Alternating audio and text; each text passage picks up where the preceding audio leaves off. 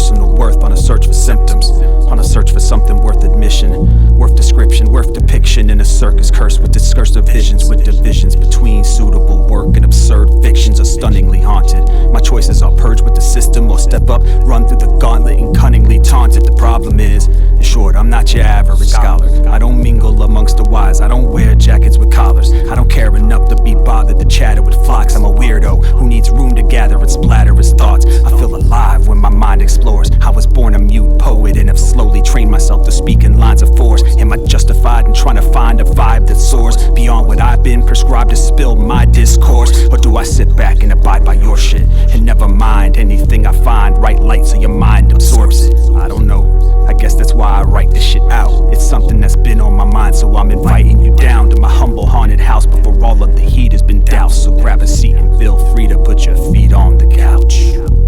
Fuck her. Chuck Chan, Najee Jordan, Prophecy, Hometeam, Tali, Knuckle Draggers. Let's go. Yep. One quickly figures out where one's ass is supposed to fit. Whether you cried the first day of class or laughed at the folks who did. And even if neither choice was something you were much into, by doing nothing you made a choice and that choice stuck with you. As the days and grades passed, you played games and obeyed fads, or became the picked on and picked up ways to evade class. And even if neither choice was something you were much into, by doing nothing you made a choice and that choice stuck with you. Once junior high hit, the fandom boundaries were set in stone. The kings and queens were crowned and pawns were generally left alone. But say you weren't them, I bet you sort of wanted to be, if only to avoid the teasing and taunting that haunted your dreams. It probably seemed that often a coffin was awfully intriguing. Maybe guns and pills crossed your mind, or possibly bleeding. Of course it never panned out, you weren't really dying to leave. You were tired of being slighted and yearned for the right to believe that the next 4 years of your life would surpass the previous 8. Because as it stood, you were trapped and lacked an easy escape. If only you'd known, everything that shows growth decays, or using other words, in the end it all goes away. Eventually, everything that shows growth decays, or using other words, in the end it all goes away. As sure as the cagey coast elopes with the ocean's waves, in the end it goes away, it all goes away. Grades 9, 10, 11, and 12 were a mix of heaven and hell. Peaks and depressions, leads and suggestions, greed and deception, obsessions and needs, confessions for deeds you deemed to be reckless, exceedingly reckless, cause your actions never seemed to leave the impressions you sought. You swore you had every lesson, received all the answers, when you barely had a piece of the question. It's likely you lack perspective, which led to defective reasoning. But post high school, close to none of that shit means a thing. If only you'd known, everything that shows growth decays, or using other words, in the end it all goes away. As sure as the cagey coast elopes with the ocean's waves, in the end it goes away, it all goes away, goes away. Everything that shows growth decays, or using other words, in the end it all goes away. As sure as the cagey coast elopes with the ocean's waves, in the end it goes away, it all goes away.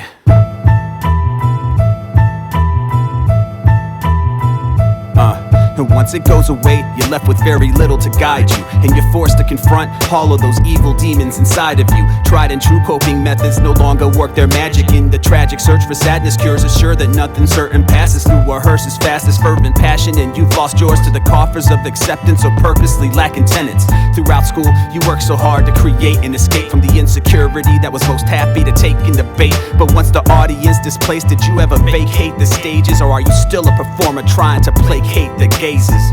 Well, don't answer me, answer yourself. One quickly figures out where one's ass is supposed to fit, whether you drove the nicest car to class or laughed at the folks who did. And even if neither choice was something you were much into, by doing nothing you made a choice and that choice stuck with you. If only you'd known, everything that shows growth decays, or using other words, in the end it all goes away. As sure as the cagey coast elopes with the ocean's waves, in the end it goes away, it all goes away. Everything that shows growth decays, or using other words, in the end it all goes away. As sure as the cagey coast elopes with the ocean's waves, in the end it goes away, it all goes away.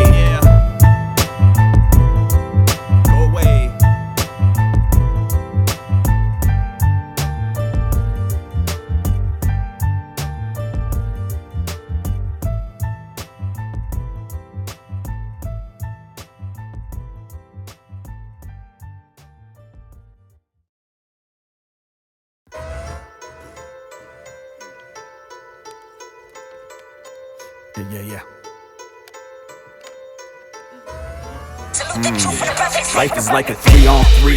5-on-5 is too crowded in the half court. My team and I can barely smack the backboard. I'm 5'9.5" short, but you don't have to be that tall to catch a giant traveling without a passport. That's what I did. After some litigation and deliberation, I got the ball back. Anticipation of the next play was on the mind of all who watched the spectacle. Could this underdog drop the ball in the receptacle, break the time in the contest, but more importantly gain respect and put an end to his opponent's conquest? 20 minutes earlier you would've told me nonsense, but now the score is 20-20 and I've got the ball next. I see stress on the faces of my teammates, so as I bring the ball and play I have to get some things straight. Fuck, come on man, think straight. Why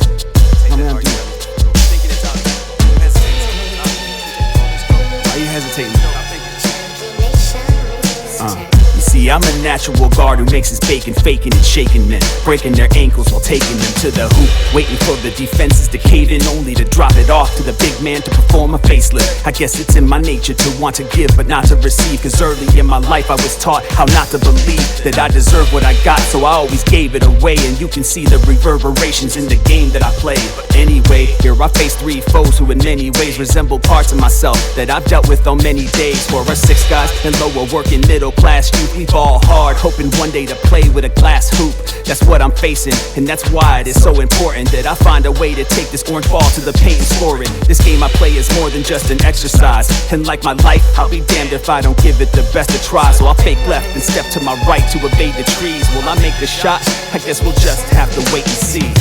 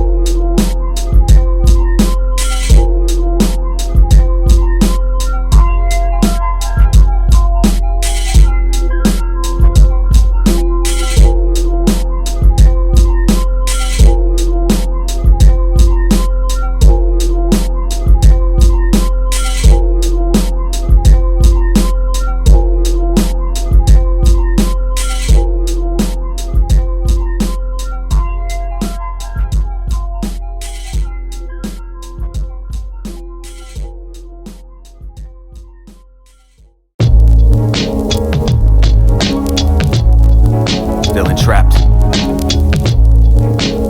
Chuck, I'm feeling trapped, man. Yeah.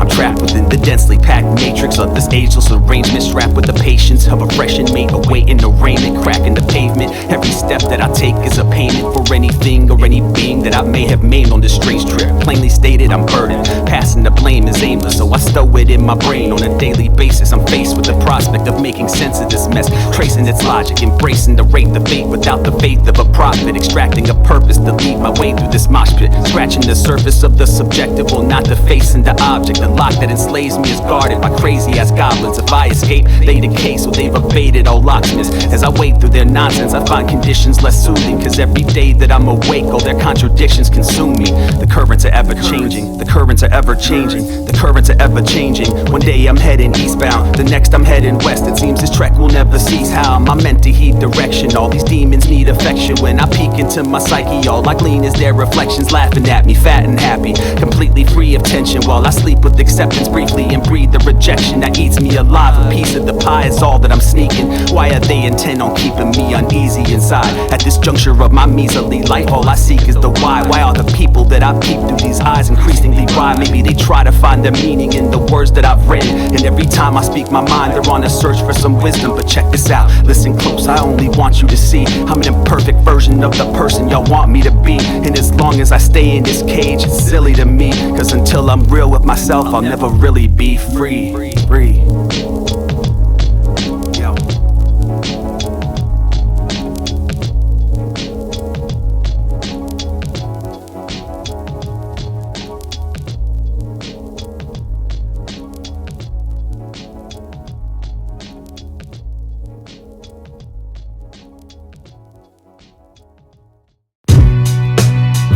Najee, this is a good one. Got me thinking. Shit gets dangerous when I think. Sometimes you gotta do it anyway. So here's what I thought. The other day I caught a thought and secured it lock and key. I am walking, talking, junk food eating, brew drinking, barely sleeping, rarely speaking, grade A bureaucracy. And I'ma take this planet over if you fail to put a stop to me. I'm far more than philosophy. I unconsciously take the part of a small cog in this god-awful slot machine, designed to enthrall all, to saw off the flaws we deem too costly, too clumsy, too sloppy, according to who?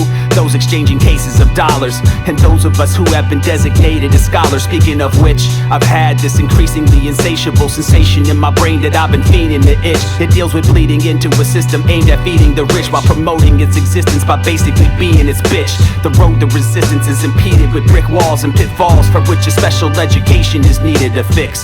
Here I sit, mulling over my options. Option 1, use my position to theorize problems, share my results with squads who have the same features, thereby becoming one of society's gatekeepers. Option 2, skip the milieu, speak to the masses and watch my tangible benefits release into gases. The spirit of capitalism is alive and its trait is quickly becoming just about impossible to escape. Here I sit in a space of insane conflict. Tomorrow's politicians and scholars talk within the same mosh pit. I greet my colleagues hoping our most honest of intentions somehow make it beyond the walls of our profession. Here I sit in a space of insane conflict. Tomorrow's politicians and scholars trapped within the same mosh pit. I see my colleagues trying their best to hide the bias, but no art or science can account for the doubts that rise inside us. Here I sit in a space of insane conflict. Tomorrow's politicians and scholars locked within the same mosh pit. I see my colleagues making moves. At times I wish I could escape the views, but I guess we gotta do what we're trained to do, right?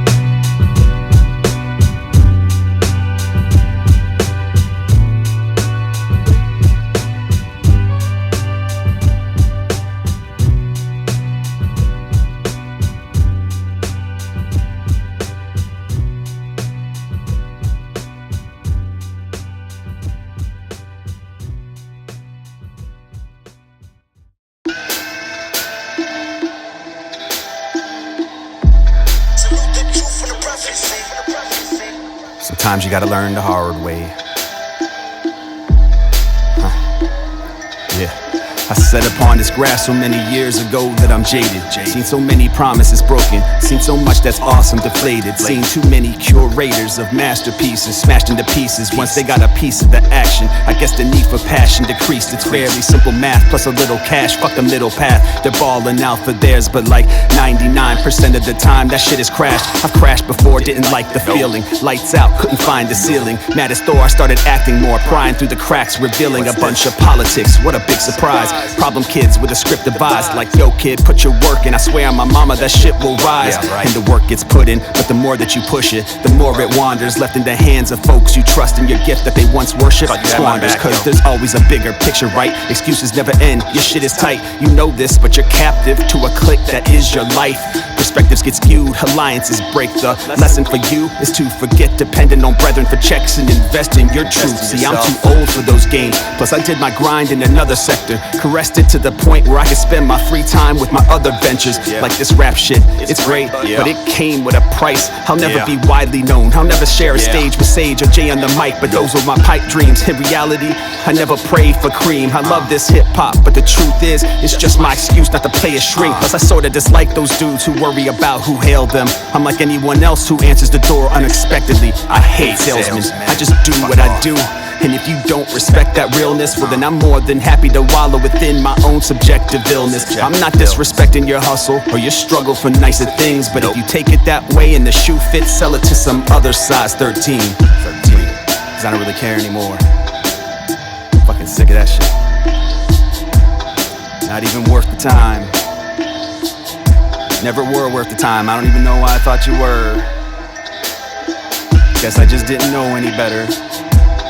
Now I do, and now you do too. But that's too bad. Got my circle, it's small, it's gonna stay that way.